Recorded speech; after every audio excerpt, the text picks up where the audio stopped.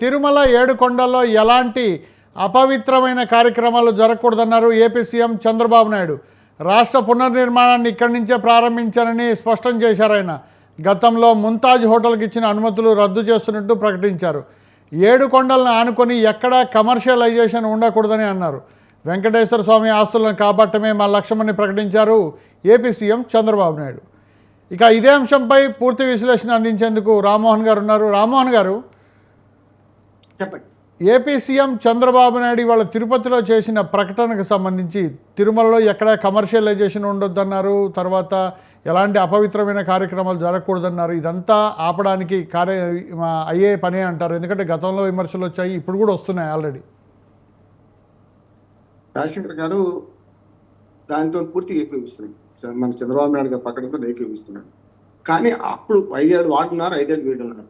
ఈ రెండు ప్రభుత్వాల్లో జరిగిన విధ్వంసం మనం చూడలేదంట. వాళ్ళు నేతి లడ్డూల విషయంలో కల్తీ నెయ్యి అదైతే వివాదం వేరు కావచ్చు. కానీ తిరుమల పవిత్రతకు భంగం కల్పిస్తూ గతంలో అన్యమత ప్రచారం జరిగింది, అక్కడ మనం చూసాం కదా. అట్లాగే కల్తీ నెయ్యి గురించి పెద్ద వివాదం జరిగింది. ఇద్దరు ఎవరు వచ్చినా కూడా తిరుమల తిరుపతి దేవస్థానంలో అవినీతి ఉన్నది, ఆశ్రిత పక్షపాతం ఉన్నది. అట్లాగే చాలా మాకు ఆగమ శాస్త్రానికి వ్యతిరేకంగా కూడా కొన్ని జరుగుతున్నాయి అక్కడ. దీన్ని నిరోధించడంలో ఖచ్చితంగా ఆనాడు టీడీ ప్రభుత్వం కానీ ఇవాడి మొన్నటి దాకున్న వైసీపీ ప్రభుత్వం కానీ ఇవాళ సరే మొన్నటికే 9 నెలలు అయింది కనుక వీళ్ళు విమర్శించలేము. కానీ మొత్తం మీద 5 ఏళ్ళు వాళ్ళు వీళ్ళు ఉన్న దానిలో చాలా వరకు అక్కడ జరుగుతున్న దాన్ని నిరోధించలేకపోతున్నారు. దానికి కారణం ఏంటంటే ప్రధాన పూజారి నుంచి మొదలుకొని ఆలయ సిబ్బంది కానీ ఆలయానికి సంబంధించిన ట్రస్ట్ బోర్డు వాళ్ళు కానీ వాళ్ళు వండుకుంటూ మొత్తం ఈ పవిత్రతను దెబ్బతీస్తున్నారు. ప్రజల మనోభావాలతో ఆడుకుంటున్నారు. దీన్ని ఆ ప్రభుత్వాన్ని ఈ ప్రభుత్వాన్ని అరికట్టాలంటే చాలా ఇప్పుడు ఎవరికైనా చెప్పాలంటే లోతుగా పరిశీలించాలి, లోతుగా చేయాల్సింది. చంద్రబాబు నాయుడు గారు అనుభవజ్ఞుడు, చేస్తారని నమ్మకం నాకున్నది. కానీ మొదటి 5 ఏళ్లలో చూసుకుంటే మీరు చూస్తే 2-3 పెద్ద అక్రమాలు జరిగింది అక్కడ. మనకు అన్యమత ప్రచారం అప్పుడు జరిగింది, కాకపోతే వైసీపీ హయాంలో కొంచెం ఎక్కువ జరిగింది స్పష్టంగా, ఎందుకంటే బయటపడదు కూడా. రెండోది ట్రస్ట్ బోర్డు చైర్మన్లకు వేసే వాటిల్లో కూడా కొంత మతపరమైన విభజన కూడా వచ్చింది. అంతే వైద్య సుబ్బారెడ్డి గారు ఏమిటి అనేది, ఆ తర్వాత మనకు భూమన్ గారి సంగతి, కరుణాకర్ రెడ్డి గారి సంగతి ఏందని వచ్చింది, కాదంటే. కానీ వాళ్ళు అంగీకరించాలి. డిక్లరేషన్ సంతకం పెట్టినాక ఎవరైనా సరే వాళ్ళు అంగీకరించాల్సింది.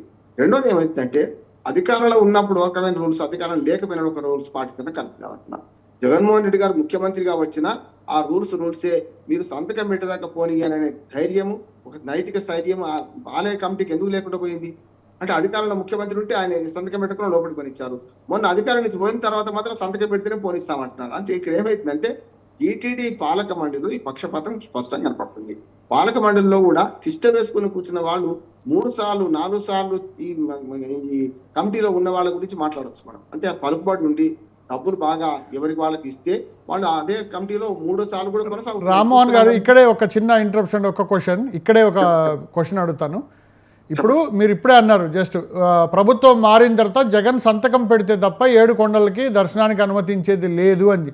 యాక్చువల్గా అంతకుముందు సంతకం పెట్టనప్పుడు అనుమతించిన అధికారులు వాళ్లే, ఇప్పుడు మళ్ళీ పెట్టకపోతే అనుమతించేది లేదని చెప్పింది వాళ్లే. అంటే ఇది అధికారులలో వచ్చిన మార్పా లేకపోతే ప్రభుత్వాల నుంచి వచ్చిన ఒత్తిడి? అది అధికారులు మాత్రమే, అధికారులు వంతపడుతున్నారు. ఏ ప్రభుత్వం ఉంటే ఆ ప్రభుత్వాన్ని వంతపడుతున్నారు. రాజశేఖర్ ఫస్ట్ మనకు అర్థమవుతుంది కదా. నేనేమంటున్నాను, అప్పుడైనా ఇప్పుడు అంతేందుకు ఒక ఉదాహరణ చెప్తాను. అబ్దుల్ కలాం గారు మనకు రాష్ట్రపతిగా ఉండి కూడా ఆయనను ఎవరు అభ్యంతరం పెట్టలే. ఆయనే స్వయంగా అడిగి నేను అన్యమతస్తుని కదా, నేను భగవద్గీత చదువుతాను, అన్ని చేస్తాను, హిందూ మత ఆచారాలు చాలా పాటించిండు ఆయన. భగవద్గీతను చదివేవాడు, రామేశ్వరంలో ఉంటూ చాలా బ్రహ్మాండమైన ఆధ్యాత్మికత పెంపొందించిన వాడు. ఆయన ఏమన్నాడు, నేను పుట్టుకతో వేరే మతాలను పుట్టినా కనుక అక్కడ రిజిస్టర్ ఉంటే ఇవ్వండి, నేను సంతకం పెడతానని అడిగి పెట్టించుకున్నాడు కదా, మనం చూసాం కదా. గతంలో కొందరు మంత్రులు ఆ సంతకం పెట్టకపోతే జాఫర్ షరీఫ్, ఏది అంతకుముందు కేంద్ర మంత్రిగా ఉంటాడు, జాఫర్ షరీఫ్ కానీ కూడా ఎవరు అడగలే. ఆయన కూడా దాన్ని జ్ఞాపకం చేయకుండా లోపలికి వెళ్ళిందట. వెళ్ళిన తర్వాత తప్పు జరిగిందని ఏదైతే ఆలయ పాలక మండలి కర్ణాటకలో బెంగళూరు వెళ్ళి ఆయన సంతకం తీసుకొని వచ్చారు, ఏది అన్యమతస్థుడు కదా అని చెప్పి విమర్శ రాకముందే. ఆ సమయం ఇవాళ పాటిస్తలేరు. జగన్మోహన్ రెడ్డి గారు ముఖ్యమంత్రిగా ఉన్న అన్యమత ఆచారాలు పాటిస్తున్నాడని చెప్పి అడిగి మరీ సంతకం పెట్టించుకునేది ఉండే, పెట్టలే, భయపడ్డాడు.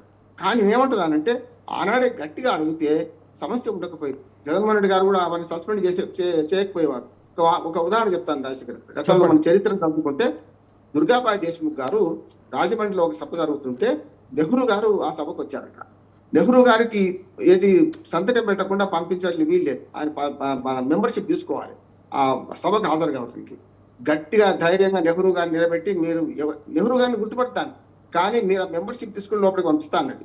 దాన్ని అభినందించుకుంటూ దుర్గాబాయి దేశ్ముఖ్ ఆనాడు వాలంటీర్గా ఉండేది, ఆమెను అభినందించి ఆనాటి ఇవాటి కూడా చెప్పుకుంటా ఆ చరిత్ర. నేను చెప్పుకున్నా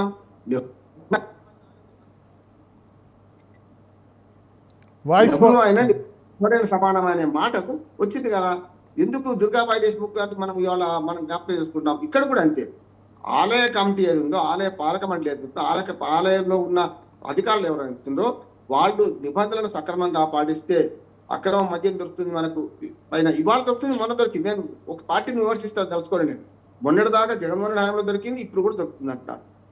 సిగరెట్ దొరుకుతున్నాయి, అలిపిరి దగ్గర సరిగ్గా చెక్కింగ్ కాక అక్కడ సిగరెట్ దొరుకుతున్నాయి, అట్లానే మద్యం దొరుకుతున్నది పైన తిరుమలలో. దాంతో పాటు అనేక అక్రమాలు జరుగుతున్నాయి. అన్యమత ప్రచారం ఇప్పటికీ పాంప్లెట్ మాస్తున్నారు. జగన్మోహన్ రెడ్డి గారు ఒక రకంగా మాట్లాడి ఇప్పుడు చంద్రబాబు నాయుడు రాగానే మొత్తం మారకపోవడం కారణం ఏంటంటే దీని మీద పాలకుడు సరిగ్గా దృష్టి పెట్టలేదు, ఇప్పటికి పెడుతున్నారు. ఎందుకంటే చంద్రబాబు నాయుడు గారిని అభినందిస్తుంది ఏంటంటే ఇప్పటికైనా సరే అక్కడ అక్రమాలు జరగనివని అంటున్నారు. అంతేందుకు అధికారంలోకి వచ్చిన ఒక నెల లోపలనే మాట్లాడారు, ప్రక్షాళన మాది తిరుమల నుంచే మొదలు పెడతామన్నారు. సరిగ్గా 9 నెలలు అయింది, ఇప్పటికైనా మొదలు పెట్టాడు మహానుభావ అంటున్నాం. ఇప్పటికైనా తిరుమలలో జరుగుతున్న అక్రమాలలో 3 ఉన్నాయి. ఒకటి, పాలక మండలి సభ్యుల్లో అవినీతి పనులు ఉన్నారు. నేను స్పష్టంగా చెప్తున్నాను, రేపు కేసు పెట్టినా సరే వాళ్ళు పాలక మండలిలో అవినీతి ఉన్నది. రెండోది, మన దేవుని సొమ్ము కైంకర్యం చేసే క్రమంలో కైంకర్యాల విషయంలో కానీ ఆచారాల విషయాల్లో కానీ కొందరు పెత్తందారితనం చేస్తున్నారు. అది పార్టీలు కాదు, అక్కడ ఆలయ అధికారులు పూజారులే అంటున్నాడు. గతంలో డాలర్ శేషాద్రి మీద మనకు విమర్శ రాలేదంటారా? ఆ పేరే డాలర్ అనే పేరుతోటే ఆ స్కామ్ తోటే కదండి వచ్చింది, అది డాలర్ శేషాద్రి అని.